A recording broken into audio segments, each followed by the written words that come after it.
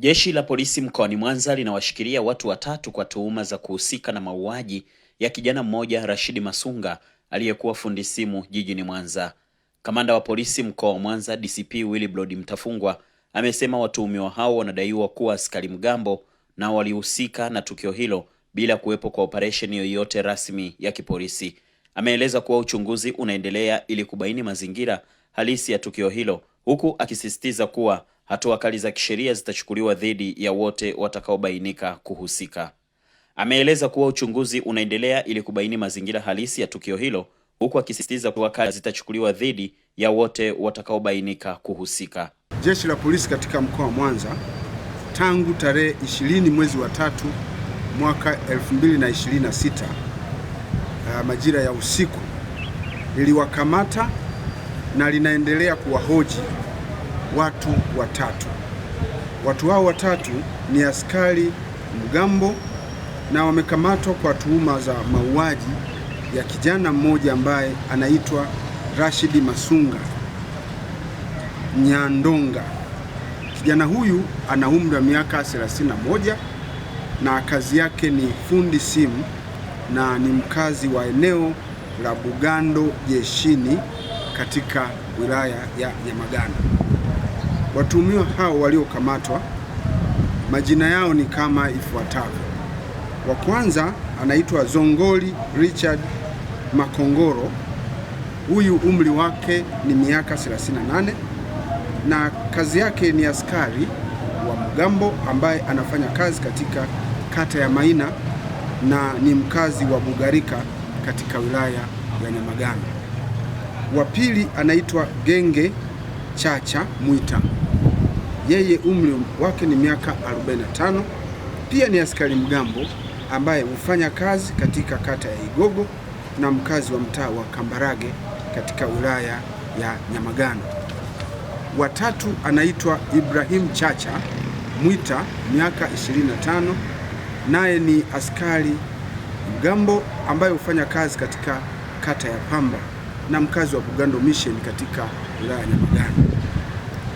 Tukio hilo la mauaji lilitokea siku ya tarehe 20 mwezi wa 3 mwaka 2026.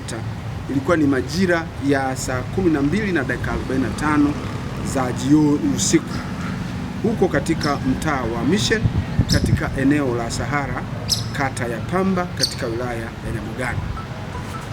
Katika tukio hilo inadaiwa kuwa jioni hiyo ya tukio askari mgambo hao ambao walikuwa katika mtaa huo wa Mission walimtilia shaka marehemu kuwa alikuwa anauza dawa za kulevya aina ya mirungi, na kutokana na shaka hiyo waliokuwa nayo walianza kumfuatilia.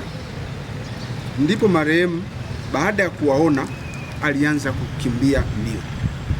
Askari hao wa mgambo walimkimbiza na kufanikiwa kumkamata umbali mfupi kutoka alipokuwa. Marehemu baada ya kukamatwa, wanadai alikuwa akiema na alionekana kuishiwa nguvu. Askari hao wa mgambo waliamua kumpeleka hospitali ya mkoa Sekoture kwa matibabu zaidi, kwa sababu wakati huo alionekana amechoka huku akiwa anahema sana. Aidha, mtuhumiwa huyo alifanikiwa kufikishwa hospitalini hapo Sekoture na kuanza kupata matibabu. Wakati akiendelea kupatiwa matibabu hapo hospitalini, ndipo zilipatikana taarifa kutoka kwenye mamlaka ya hospitali kwamba mtu huyo alikuwa amefariki dunia. Kutokana na mazingira hayo ya ukamataji huo, askari hao mgambo wote walikamatwa na jeshi la polisi mkoa wa Mwanza usiku huo huo kuhusiana na tukio hilo.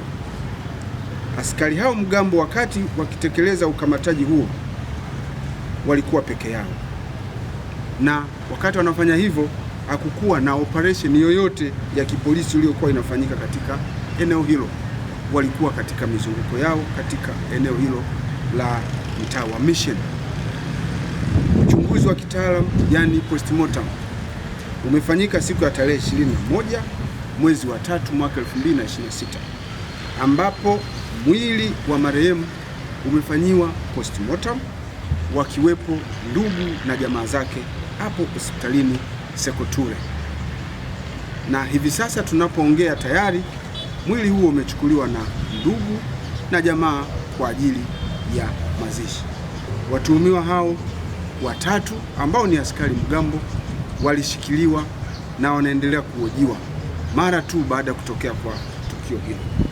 Jeshi la Polisi mkoa wa Mwanza linaahidi kufanya uchunguzi wa kina kuhusiana na tukio hilo, na endapo ushahidi utaonyesha kuwa watuhumiwa hawa wamehusika na kifo hicho, watawajibika kwa mujibu wa sheria.